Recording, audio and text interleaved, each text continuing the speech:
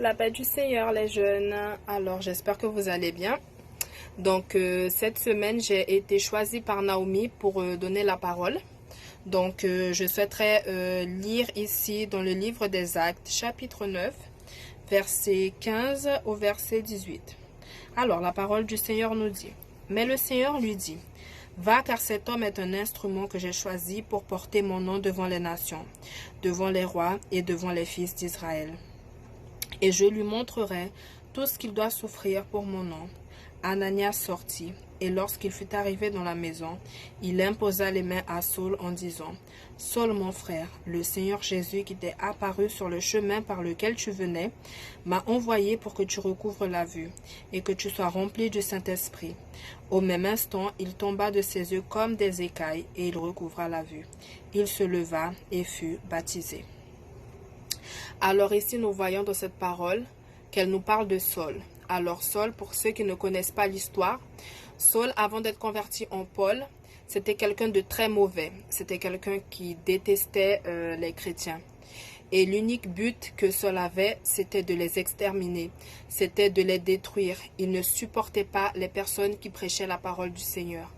Sauf que ce que Saul ne savait pas, en revanche, c'était que le Seigneur avait des plans pour lui. Le Seigneur l'avait déjà choisi, l'avait déjà séparé pour une très grande œuvre. Et un beau jour, il découvrit qu'à Damas, il y avait des chrétiens.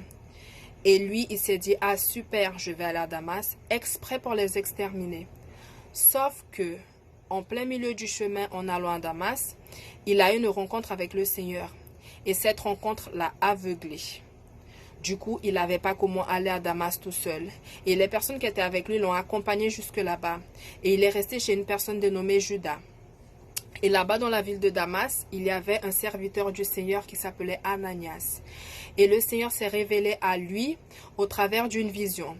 Et il lui a dit, « Va chez Judas, parce que j'ai une parole à transmettre à Saul. » Donc du coup, Ananias, comme serviteur fidèle, il est allé jusqu'à chez Judas et a transmis la parole que Dieu avait pour Saul.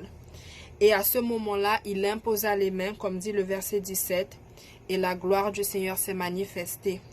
Saul retrouva la vue, il fut rempli de l'Esprit Saint et il fut baptisé. Et à ce moment-là, il fut délivré de tout mauvais esprit.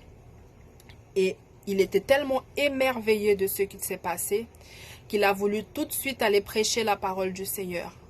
Et à ce moment-là, il s'est converti en Paul. Il n'était plus Saul. Et du coup, il est allé prêcher la parole du Seigneur dans les rues de Damas, dans la ville de Damas. Il était tellement émerveillé de raconter ce que Dieu avait fait dans sa vie. Sauf que le truc, c'était que les personnes le connaissaient, savaient très bien la réputation qu'il avait, la réputation de méchant qu'il avait. Et même eux, ça les avait choqués. Ils se sont dit, mais c'était pas lui qui avait l'habitude de persécuter les chrétiens. Et comment ça se fait que maintenant, il parle de la parole de Dieu? C'est incompréhensible. Sauf que ce qu'ils ne savaient pas, c'était que Dieu avait déjà transformé la vie de Saul. Saul était une nouvelle créature en Christ. Et quand on passe dans les chapitres à venir, nous voyons que Saul, il a prêché la parole de Dieu dans toutes les nations. Il a prêché la parole du Seigneur. Il a dit à quel point le Seigneur était merveilleux, à quel point le Seigneur avait transformé sa vie, la nouvelle créature qu'il était devenu. Et lorsque les personnes qui écoutaient la parole de Dieu au travers de la bouche de Paul, et lorsqu'ils entendaient ça, ils étaient émerveillés. Ils se disaient, mais nous aussi, nous voulons connaître ce Dieu tout-puissant. Nous aussi, nous voulons servir ce Dieu merveilleux que Paul sert, le Dieu qui a transformé une créature aussi mauvaise en une nouvelle personne. Et ils ont accepté Jésus. Les personnes acceptaient Jésus. Ils étaient remplis de l'Esprit Saint. L'Esprit Saint se manifestait au milieu de ces personnes. Et ils acceptaient le Seigneur comme leur unique sauveur. Sauf qu'avec tout ce qui se passait, il y avait certaines personnes comme des rois et autres qui n'étaient pas d'accord avec ce que Paul faisait. Ils étaient contre et leur unique but à eux, c'était d'achever Paul.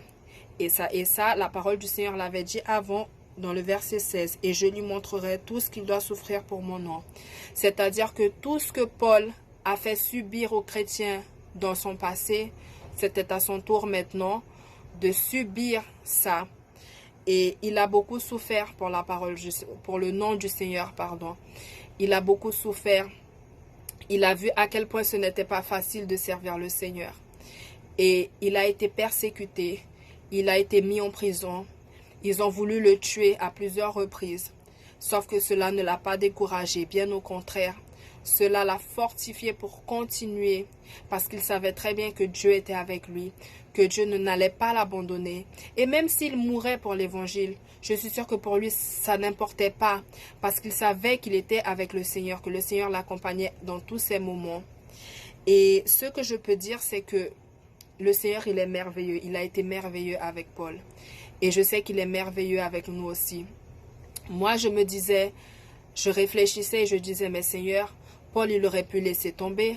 Il aurait pu se dire, mais c'est tellement difficile de prêcher l'évangile. À quoi ça sert que je prêche l'évangile? J'arrête pas de souffrir.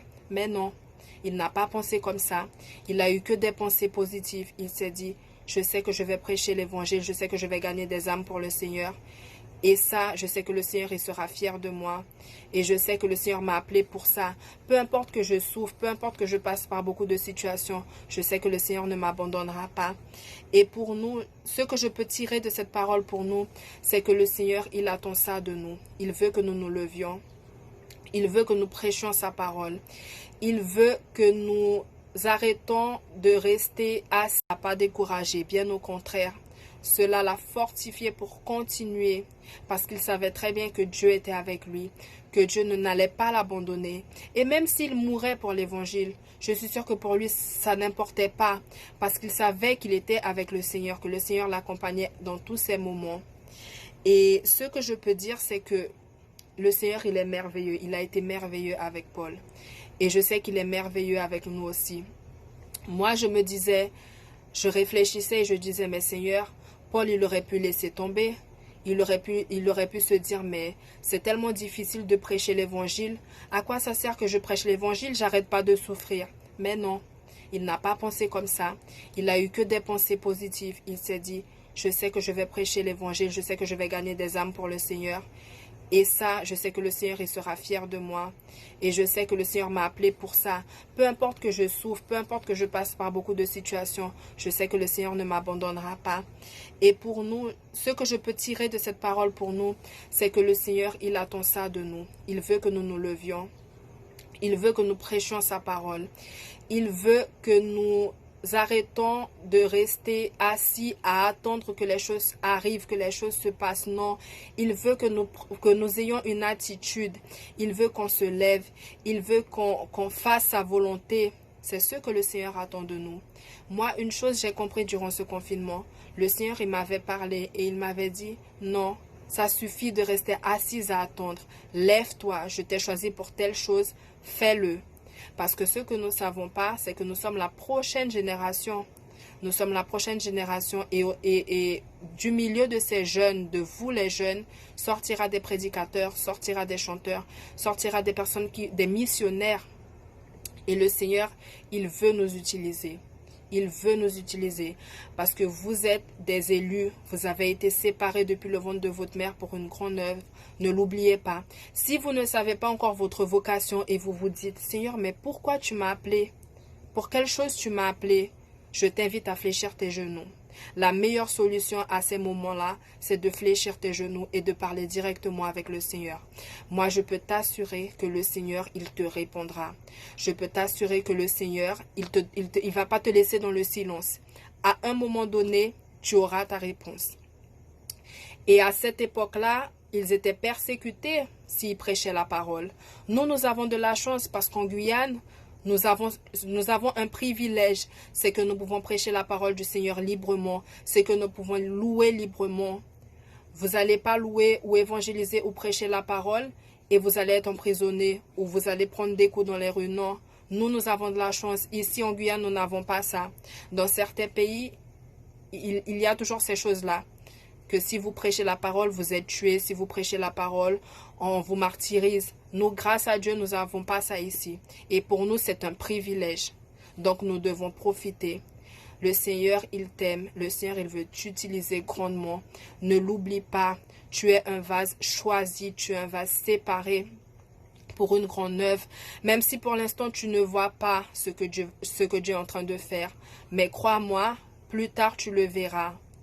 Ne pense pas que tu es quelqu'un qui est oublié du Seigneur. Non, tu n'es pas oublié du Seigneur. Le Seigneur, il a un plan dans ta vie. Le Seigneur, il t'a choisi. Tu es un élu du Seigneur. Et voilà, c'est la parole que je veux vous laisser. N'oubliez jamais que vous êtes précieux pour le Seigneur. Le Seigneur, il nous aime énormément. Le Seigneur, il veut nous utiliser énormément.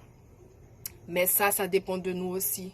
Le Seigneur, il va faire sa partie, mais nous aussi, nous devons faire notre partie. Que nous puissions devenir des Pauls qui sont très amoureux de la parole du Seigneur. Des Pauls qui sont dévoués pour la parole du Seigneur, pour l'œuvre du Seigneur. Et donc, alors, la personne que je vais désigner pour lundi prochain, ça sera Samuel de Sabrina. Du coup, ça sera avec toi, Samuel.